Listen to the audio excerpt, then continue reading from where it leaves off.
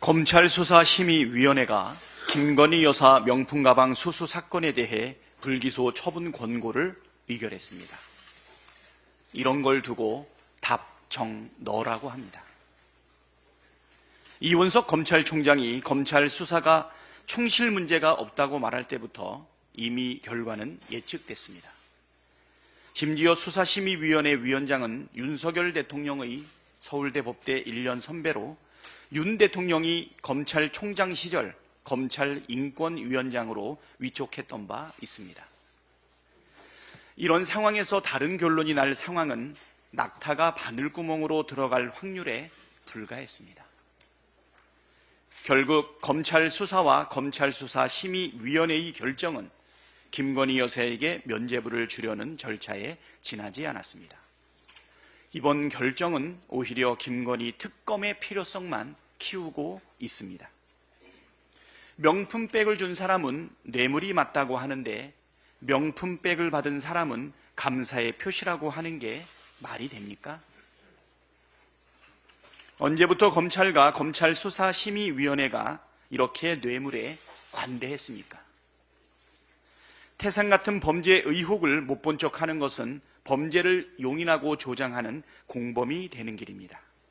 민주당은 김건희 특검법으로 김건희 여사의 각종 범죄 의혹의 실체적 진실을 밝혀내겠습니다. 우리 국민께서는 죄를 지었으니 특검을 반대하는 거라는 윤석열 대통령의 말을 똑똑하게 기억하고 있습니다. 만일 대통령이 김건희 특검법을 반대한다면 국민께서는 대통령이 범죄를 자백하는 것으로 받아들일 것입니다.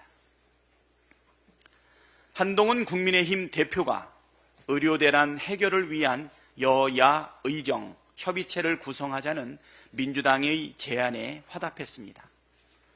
상황의 심각성을 인지하고 있다는 것으로 보여 그나마 다행입니다. 의료대란에 따른 국민의 불안감이 커지고 국민의 생명과 안전이 직접적으로 위협받고 있는 상황에서 위기 극복을 위한 사회적 타협을 이뤄내야 합니다. 응급의료체계가 망가진 핵심적인 책임은 윤석열 대통령의 고집불통과 정부의 막무가내 일방통행에 있습니다.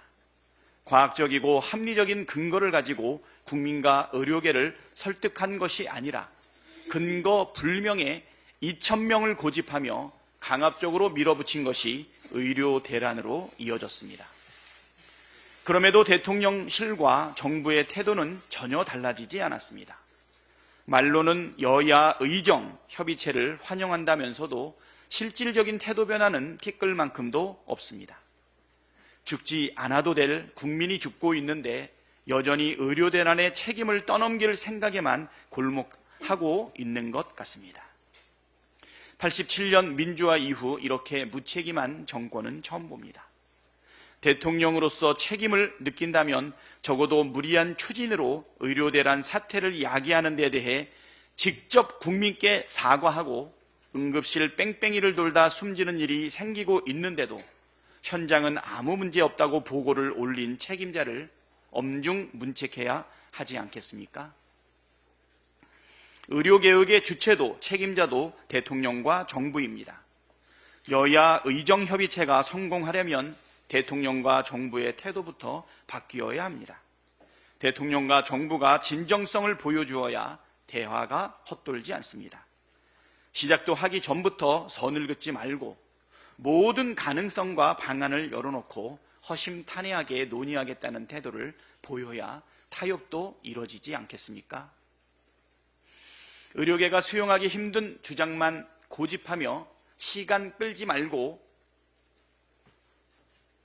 의료계를 설득해 대화 테이블로 불러낼 수 있는 과학적이고 합리적인 방안을 제시하십시오.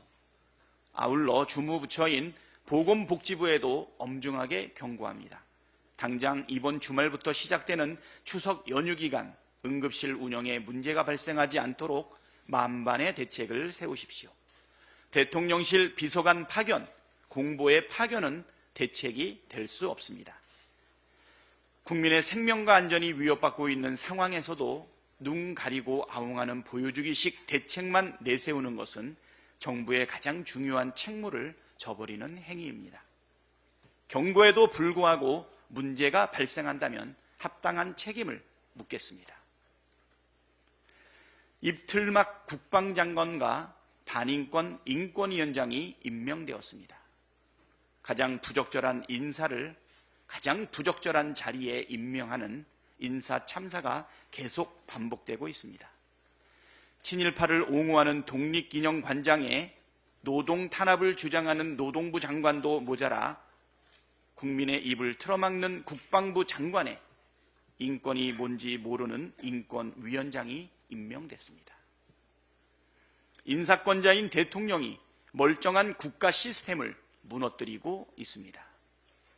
나는 아무것도 모른다고 아무리 발뺌해도 그 책임을 피할 수 없습니다. 반드시 대가를 치르게 될 것입니다. 이상입니다.